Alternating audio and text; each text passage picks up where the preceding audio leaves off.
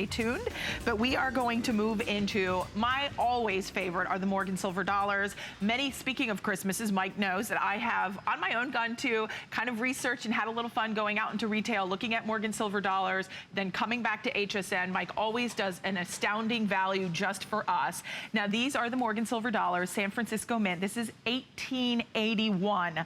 And Mike, I must say, that does not look like an 1881 coin. That's why I kind of flipped it over, I have to be honest with you.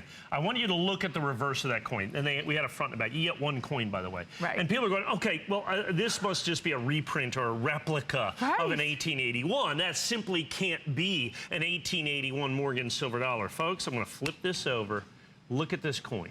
It is absolutely, positively amazing and stunning, and it is what we call a proof-like Morgan Silver dollar. Wow, is that beautiful? And that's what it is, and you can see I'm going to flip this one over on this side as well. They are just absolutely stunning when in terms of this, in terms of what they were. So how do we get a proof-like 1881 San Francisco minted Morgan Silver? Over 100 years old. Not reprinted, restruck, or redone in any way, shape, or form that you can see right there. What happens is back then, the San Francisco Mint was relatively new. So they got a bunch of relatively new dies, okay? And about the first 20 to 50 coins off a die will give you this proof-like, and when you look at this, you can see the reflection of my finger in there. That's a very specific and technical definition. With a 100-watt incandescent light bulb at like 6 centimeters, you have to be able to read 13-point type in the coin. For real? For real. Oh yeah, that's the proof. That's the definition of proof-like. Yeah. Yeah. We leave nothing to leave nothing to chance in numismatics. Wow. When we assign these numbers, we take it seriously. You do. We do. And so when you look at that right there, and so this coin, and while you look at this, you could say, okay, this is a commemorative piece. It is a tribute piece. No, this is an actual 1881 Morgan Silver dollar that was struck at the San Francisco Mint in 1881. And I know you think it should be another zero on that, should be $1,500 or $2,000 or whatever it is, but keep in mind at $149.95, this coin represents 0.1% in terms of condition of an 1881 Morgan Silver dollar when it started.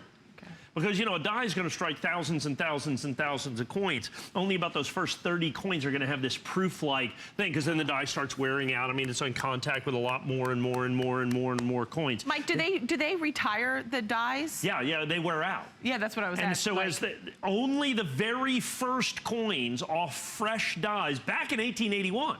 So it was only those coins, and then those coins that survived without ever being circulated.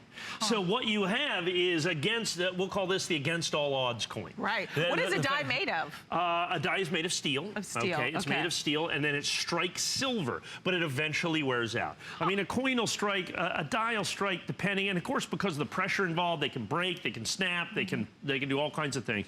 But they're going to be, I mean, they can strike anywhere between, I don't know, probably 5,000 and 50,000 coins. Somewhere right around. Today's dies, of course, much more than that, but back then, 5,000 to 50,000. Perhaps a good die might even last a little longer than that. But it is only those first absolutely few coins that give you this proof-like. So this is not just brilliant uncirculated or gem brilliant uncirculated. This is proof-like brilliant uncirculated as well. It's an additional designation of value. So it's not just brilliant uncirculated. It also has this beautiful mirror finish that is almost impossible to find on Morgan Silver dollars. So of all the Morgan Silver dollars struck, only a tiny fraction of them exhibit proof-like surfaces, and of the ones that remain, even of the coins that remain, even a tiny fraction of those coins still exhibit these proof-like surfaces because there were so few of them to begin with, and they were used. I mean, you know, the first 50 coins, who cares? They're just the first 50 coins that go in, and out the door they go. Right, and you never get many of the Morgans, No. I have a couple of rolls of these to go around. I have probably maybe 100 coins worth or so.